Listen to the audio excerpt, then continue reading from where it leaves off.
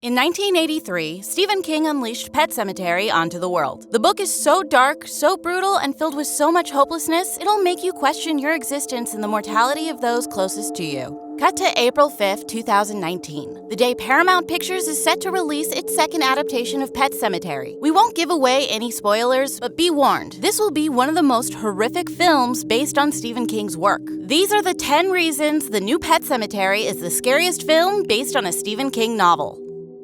We need to start this list off with one character everyone thinks of when they mention Pet Sematary: Zelda, the long-dead sister of the matriarch of the film, Rachel Creed. She was the twisted and tortured 10-year-old who passed away due to spinal meningitis but haunts Rachel Creed's thoughts to this day. But when Zelda's emaciated corkscrew body appears on the screen in this movie, you'll agree that she's one of the most grotesque and disturbing characters in any one of Stephen King's movies.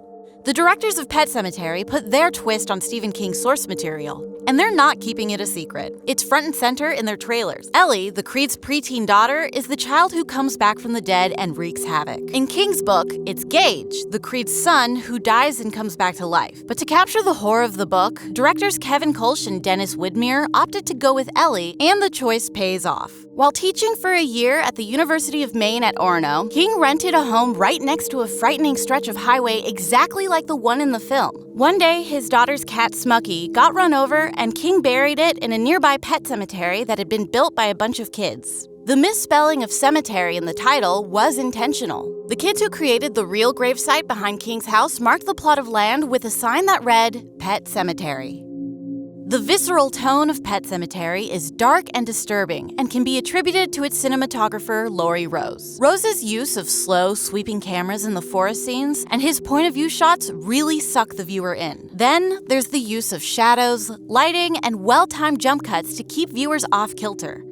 Before creating the terrifying new adaptation of Stephen King's legendary horror story, directors Kevin Kolsch and Dennis Widmere worked on another chilling vision of ordinary life gone horribly wrong: 2014's Starry Eyes. If you happen to have seen that horror gem, you know what kind of horrifying, disturbing surprises are waiting for you in Pet Sematary. Horror movie fans with a discerning ear will recognize Christopher Young's work in Clive Barker's Hellraiser, Deliver Us from Evil, The Grudge, and Species. In Pet Sematary, his ethereal score brings an eerie atmospheric uneasiness to the new retelling of King's horror story. His gauzy music leads you to certain points in the movie and sets you up for the next scare. The woods have a subtle, evil atmosphere of the Blair Witch Project. Meanwhile, the cemetery oozes with a demonic sense of evil and despair. One of the first things Judd even says, the ground is bad. In 1983, when Pet Sematary was written, the possibility of bringing the dead back to life was a science fiction trope.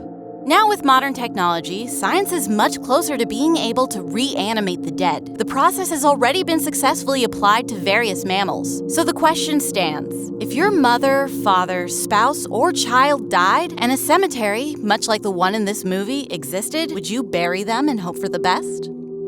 We can't get too much into the relationship between Ellie and Judd without giving up spoilers, but their close connection sets the viewer up for a scene in his house that will stick with you well after you leave the theater. The fact that the two are so close makes what happens next all the more difficult to accept. It should come as no surprise that a story about resurrecting the dead with sinister old magic is going to have a few scenes of violence, and can best be summed up as absolutely no one is safe in a Stephen King story. Pet Sematary turns up all of those gruesome bits up to 11, and it will hit you with some frightening surprises that will haunt you for days after you leave the theater. Pet Sematary comes to theaters April 5th.